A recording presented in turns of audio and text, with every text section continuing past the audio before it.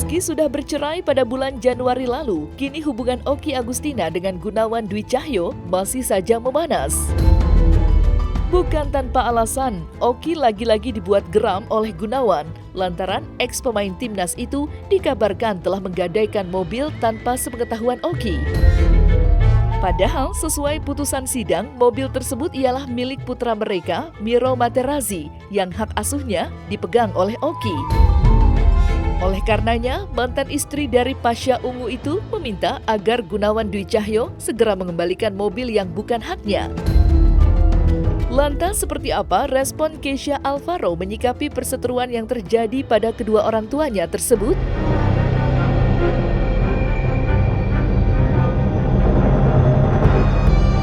Pak Gunawan itu sudah menggadaikan mobil ke leasing itu 3 bulan yang lalu. Itu tanpa sepengetahuan Bu Okky. Memang beberapa kali sempat ada info Pak Gunawan ini sudah bilang ke Bu Okky, saya mau gadaikan mobil, cuman Bu Okky nggak pernah setuju. Lalu kemudian sampai puncaknya itu beberapa minggu lalu Mas Gunawan mengambil mobil di rumah Bu Okky tengah malam tanpa bilang ke Bu Okky. Nah dari situlah Bu Okky merasa tersinggung dan akhirnya mempermasalahkan masalah ini. Seperti itu. Dan Bu Okky tentunya juga kecewa kenapa Pak Gunawan menggadaikan tanpa persetujuannya. Kalau mobil BPKB atas nama Ibu Okky, tapi berdasarkan putusan pengadilan, mobil itu hak dari Miro Materazzi Gunawan. Mobil sampai sekarang tidak diketahui keberadaannya, masih dibawa oleh Pak Gunawan. Kita juga sudah mencoba komunikasi, cuma memang belum ada respon. Mobil itu kondisi yang digadai sebenarnya BPKB-nya. Nah, mobil itu sekarang ada di beliau. Saya sudah minta baik-baik berkali-kali. Saya bilang, tolong balikin mobilnya. Dan kebetulan memang saya sudah hubungan juga dengan mantan pengacara beliau.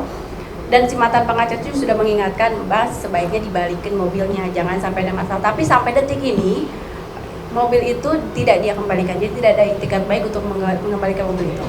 Oh cerita, cuman gue pasti bilang ya udah bersikap kepala dingin aja, bersikap dewasa lah. Kalian udah tua, udah berumur gitu.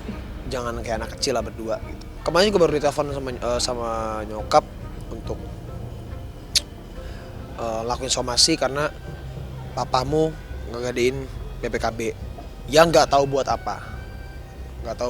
Jadi kalau ada berita buat anak, gue nggak tahu buat apa itu, digadain buat apa. Gue sih nggak mau terlalu ikut campur sebenarnya sama urusan orang tua. Gue lebih fokus untuk menjaga emosionalnya nyokap aja sih gitu. Jadi untuk urusan-urusan kayak gitu, selama gue rasa masih bisa dihandle sama pengacara dan juga nyokap, gue nggak akan ikut campur. Nggak nyangka sama sekali karena memang gue di sini fokus kerja, gue nggak mikirin apapun selain uang untuk keluarga. Jadi itu pun karena gue dikasih tahu sama nyokap ya, karena gue juga nggak pernah nanya. Gue nggak mau, kembali lagi gue nggak mau ikut campur untuk urusan orang tua. Ya mungkin sudah takdirnya seperti ini, ya harus dijalanin aja.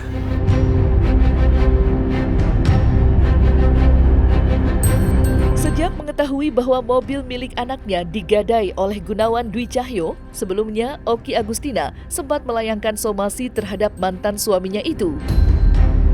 Akan tetapi, bukannya itikat baik yang diterimanya, Okky justru tidak mendapat balasan dari Gunawan yang sampai saat ini belum juga menggubris somasi yang dilayangkan pihaknya.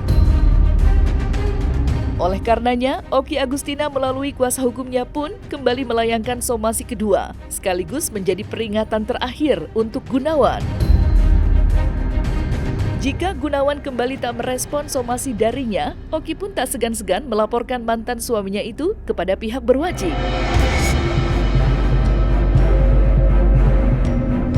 Somasi pertama kami itu sempat dijawab oleh rekan Sunan Kalijaga. Namun setelah kita pelajari dalam jawaban somasi dan surat kuasanya ternyata ada sedikit kekeliruan. Sehingga kami saat ini belum bisa menganggap jawaban somasi tersebut sah. Kenapa keliru? Karena dalam surat kuasa yang diberikan oleh Pak Gunawan Dwi Cahyo kepada Sunan Kalijaga itu tertanggal 13 Juli 2024. Sehingga itu terjadi kekeliruan penanggalan. Nah, Maka dari itu kami belum menganggap Sunan Kalijaga ini sebagai kuasa yang sah dari Gunawan Dwi Cahyo. Karena belum ada jawaban yang sah, maka dengan ini kami juga menyampaikan somasi kedua dan terakhir untuk Bapak Gunawan Dwi Cahyo. Kami beri batas waktu 3x24 jam untuk mengembalikan mobil milik Miro Matarazzi Gunawan kepada Boki seperti keadaan semula. Jika tidak dikembalikan dalam waktu 3x24 jam, rencananya dengan berat hati minggu depan kami akan melaporkan Bapak Gunawan Dwi Cahyo dengan dugaan tindak pidana penggelapan. Langkah kedua ini kan somasi terakhir ya. Somasi terakhir 3x24 jam. Langkah hukumnya adalah kita akan melaporkan Pak Gunawan dengan dugaan tindak pidana penggelapan. Rencananya dilaporkan di Polresta Bogor Kota. Ya, Boki lebih prefer ke pidana. Cuman ya memang saat ini kami juga masih menghimbau Pak Gunawan agar masalah ini dapat diselesaikan secara kekeluargaan. Saya pertanyakan adalah kemana uang hasil kamu gadai mobil? Kok sampai tidak bisa bayar untuk kewajiban bulan ini?